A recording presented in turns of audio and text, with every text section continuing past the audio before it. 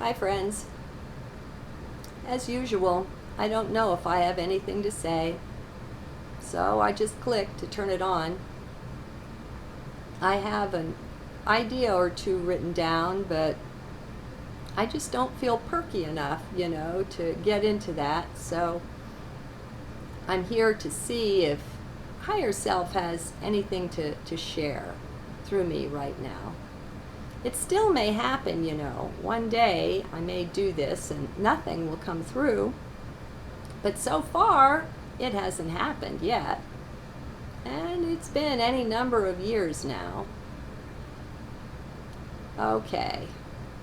It's still really heavy for me. We've been experiencing the results of a CME, a coronal mass ejection, solar storm, in other words. And I know I'm sensitive to those, but it's more.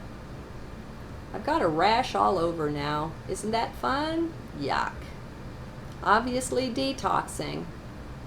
And we can look at that in one of two ways. We can say, oh gee, it's a bummer, or we can say, hey, that's a sign we're getting cleaned up.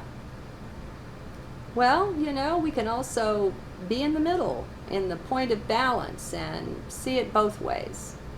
I see that happening more and more. We're getting much less ready to grab onto some idea and say that it's right, this is the right way to see things, and then try to shove it off on everyone else. Actually, we're not trying to shove it off. We're trying to illumine them and enlighten them to the wonder of the beauty that we've discovered there, but somehow it just doesn't work quite that way, That's pretty much mind doing things when you're doing them like that. Everyone is responsible for their own life, not someone else's. You don't know that your beliefs are going to do anyone else a bit of good. For some, they'll help, but maybe for some, they'll hinder.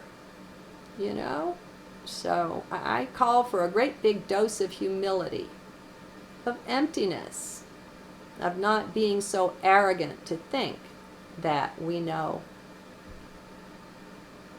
That's a hard one, isn't it? We want to hang on tight to our beliefs. We're scared that if we let them go, where will we be? Who will we be, or what? If our whole concept about reality isn't the quote-unquote right one, then there's that fear of what is. What's right? What's true? What's ahead? What's around the corner? Well, again, that's mind, friends. It is. That is the way mind works. Heart is simply content with what is, and heart abides in what is. It isn't out there in the future trying to figure things out. I mean, how many predictions ever come true anyway? How many prophets are really successful? We hear about the few things where it really seemed to, strike it rich and hit it just right. We don't hear about all the things that were predicted that just didn't come to pass. And so we grow kind of jaded after a while. Well, we can just walk away from every bit of that just by going into heart. That's such a mental way of being, of living. And when you find yourself in heart, one day you'll realize that that wasn't really living at all. That was existing, And not to condemn it or anything like that. I mean, it works as long as it works. That's how everything is here in 3D. It works as long as it works, and then one day it doesn't, and we move on from it. Everything's constantly changing, right? Well, we've got to kind of be on our tippy toes and balanced and poised and so on. To not attach to things too much. I think thinking something is right like that is to be attached to it, to be grasping it.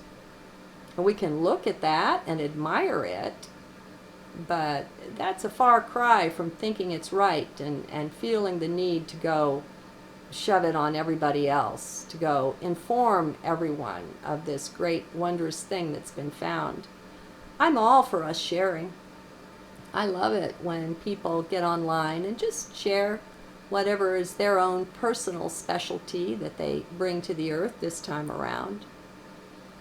As we're waking up and taking advantage of being multidimensional, as we're recognizing that all of time is only now, we're going to find ourselves more and more able to benefit from our other lifetimes and what we've learned there in this one.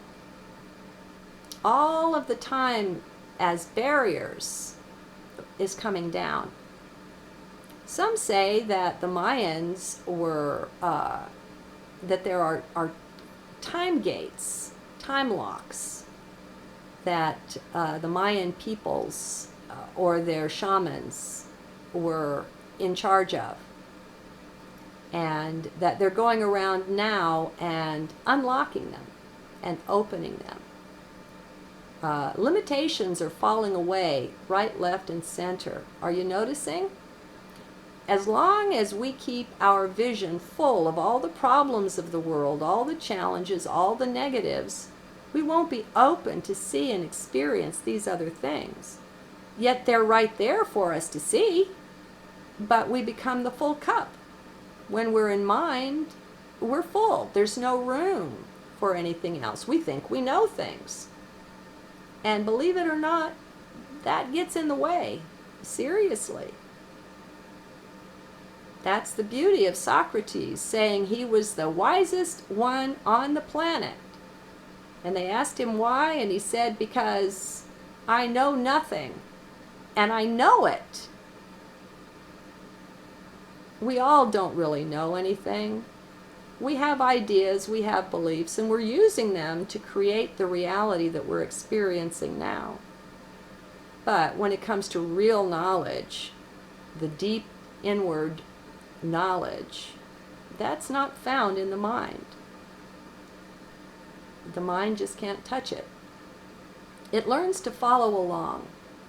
Once it learns to respect you and the path that you've chosen and the leadership that you've given over to heart, once it fights the good fight, and it will, eventually, it will bend the knee before heart, and they can work together.